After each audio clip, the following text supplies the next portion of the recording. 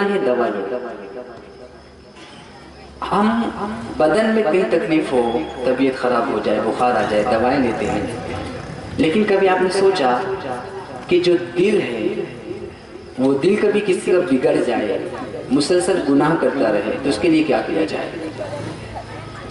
तो मेरे प्यारे आका सल्लल्लाहु अलैहि वसल्लम के प्यारे दीवानों, अल्लाह के रसूल सल्लल्लाहु अलैहि वसल्लम की हदीस का मफ़हूम है कि दिलों को भी जंग लगता है। साहबे किराम ने अर्ज़ की, मा जिलाऊहा या रसूलुल्लाह सल्लल्लाहु अलैहि वसल्लम, या रसूलुल्लाह सल्लल्लाहु अलैहि वसल्लम, इस जंग किस चीज़ से साफ होगा? मेरे आका ने फरमाया, कसरतु ज़िक्रुल मौत व तिलावतिल कुरान, कसरत से मौत का जिक्र करो और कुरान की तिलावत करो। हम देखें कि अगर लोहे को जंग लग जाए तो उसे आग में डाल दिया जाए, भट्टी में डाला जाए, वो साफ हो जाता है।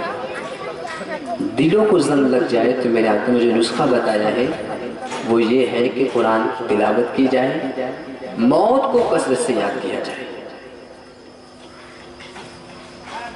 मेरे प्यारे आका सल्लल्लाहु अलैहि वसल्लम के प्यारे दीवानों, मौत को कसरत से याद करना और कुरान की तिलावत करना, ये दिल की बीमारी का इलाज है। और दिल अगर सही हो जाए तो इंसान के वारे न्यारे हो जाए, इंसान सही रास्ते पर आ जाए, नमाज की जानिब आ जाए, इताअत का जज्बा पैदा हो जाए। दिल अगर सही रहा, इंसान सही होगा। अब ये भी सवाल होता है कि कुरान जब पढ़ रहे हैं तो समझ नहीं रहे हैं, इसका फायदा क्या है? तो मैं आपको बताऊं कि मुसलसल कुरान सुनते रहे, एक वक्त ऐसा जरूर आएगा कि तुम उसे समझ बैठोगे, उसे समझने लगोगे। अभी मिसाल के जरिए हम समझिए कि एक छोटा सा बच्चा था और छोटे से बच्चे ने सुना था कि कुरान की तिलावत करते रहे, कुरान को पढ़ते रहे। तो उसने अपने दादा जान से पूछा, दादा जान मुझे कुरान तो समझता नहीं है, फिर क्यों पढ़ो? आप कहते हैं बार बार कुरान पढ़ो, कुरान पढ़ो। तो दादा जान ने कहा, बेटा इधर आओ। करीब ही एक कोयले की टोकरी पड़ी हुई थी, पूरी काली थी, उसमें कोयला भरा हुआ था और उसमें छोटा छोटा सुराग भी था। दादा ने कहा, बोले बेटा इधर आओ और इस टोकरी को उठाओ। पोते ने दादा की बात पर अमल करते हुए टोकरी उठाई, कोयलों को जमीन पर रखा और दादा ने कहा, बेटे इस टोकरी से तुम पानी भर कर लाओ और फुला बर्तन को भर दो। अब पोते ने दादा की बात पर अमल करते हुए टोकरी उठाई, जो मुकम्मल काली थी, कोयले के दाग लगे हुए थे, जगह जगह काली थी। पानी भरा, पानी भर कर जब वो बर्तन तक लाया, बमुश्किल थोड़ा बहुत पानी उसमें बचा था क्योंकि उसमें पहले से सुराग भी था। बेटे ने कहा, दादा ने कहा था करना तो पड़ेगा। एक मरतबा गया, दो मरतबा गया, दादा देख रहे थे कि बेटा बार बार पानी लाकर उस गले को भरने की कोशिश कर रहा है, लेकिन टोकरी में पहले से सुराग भी था, आधे से ज्यादा पानी गिर रहा था और थोड़ा बहुत पानी उसमें जा रहा था। जब दादा ने देखा कि गला कुछ हद तक भर चुका है थोड़ा थोड़ा पानी से, तो उन्होंने पोते को बोला, बेटे इधर आओ। जब तुमने पहली मरतबा टोकरी उठाई थी तो कैसी थी? पोते ने कहा, दादा जान तो काली थी, उसमें कोयले लगे हुए थे, जगह जगह दाग धब्बे थे। दादा ने कहा, बेटा अब टोकरी की हालत बताओ। बेटे ने कहा, दादा जान वो तो साफ हो गई है। तब दादा ने कहा, मेरे बेटा हमारा दिल भी काला हो चुका है, तुम पानी भरते रहे, पानी उससे बहता रहा, भरते रहे, बहता रहा, बमुश्किल घड़ा कुछ हद तक भरा, लेकिन फायदा क्या हुआ? फायदा ये हुआ کہ اس ٹوکری میں پانی بھرتے گئے، ٹوکری صاف ہوتے ہوئے اس سوراخ سے پانی گرتا رہا، آخر میں ٹوکری کوئلے سے اس قدر صاف ہو گئی کہ دیکھ کر محسوس ہی نہیں ہوتا کہ اس میں کسی نے کوئلہ رکھا تھا، کوئی کالی چیز اس میں رکھی ہوئی تھی۔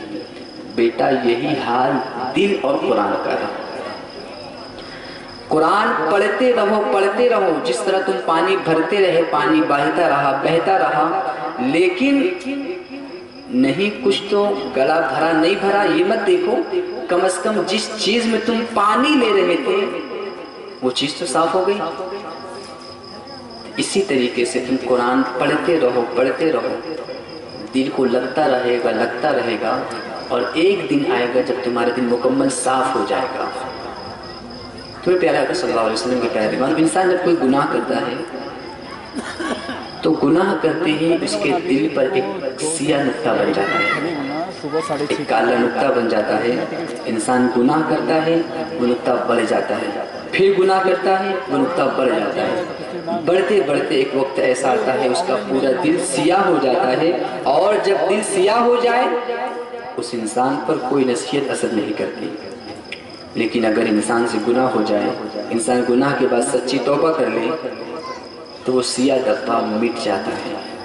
تمہیں پیارے آقا صلی اللہ علیہ وسلم کے پیارے دیوانوں، ہمارے آنے کا مقصد یہاں کیا ہے؟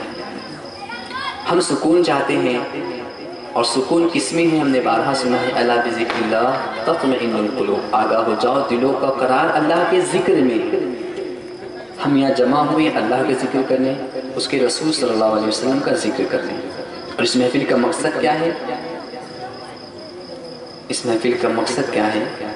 تو عاشق رسول نے بڑے اچھے انداز میں اس بات کی وضاحت کی ہے کہ ہم جو محفلیں سجاتے ہیں، آقا کی ثناخوانی کرتے ہیں، سنتے ہیں، اس کا مقصد کیا ہے؟ تو انہوں نے کہا دل ہم اپنا در یار پہ جھکا لیتے ہیں،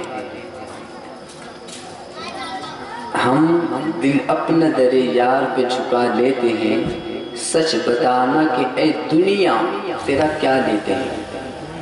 سبحان اللہ۔ ایک عاشق اپنا دل حضور کے در پہ جھکا لیتا ہے تو دنیا کو کچھ تو نہیں چاہتا ہے نا۔ پھر آگے سنیں اور مزہ آئے گا، جب کہیں سے نہیں ملتی ہے سکون کی دولت، جب کہیں سے نہیں ملتی ہے سکون کی دولت، تیرے دیوانے تیری محفل کو سجا لیتے ہیں۔ سبحان اللہ۔ تو ہمارے آنے کا مقصد ہے کہ سکون چاہنا، سکون کی دولت حاصل کرنا، اور یقین ہے انما الاعمال بالنیات، میرے آقا نے فرمایا ہے نا کہ اعمال کا دار و مدار نیتوں پر ہے۔ امید ہے، یقین ہے، ہمارا ایمان ہے کہ یہاں جو بھی مسلمان جس نیت کے ساتھ حاضر ہوا ہے اللہ اس میں کامیابی دے گا، کیونکہ یہ محفل ہم جو سجا رہے ہیں یہ کسی عام انسان کا تذکرہ نہیں کر رہے ہیں، بلکہ اس ذات گرامی کا تذکرہ کر رہے ہیں جس کے چرچے فرش پر ہیں، عرش پر ہیں، زمین و آسمان کے کونے کونے پر میرے آقا کے چرچے ہیں۔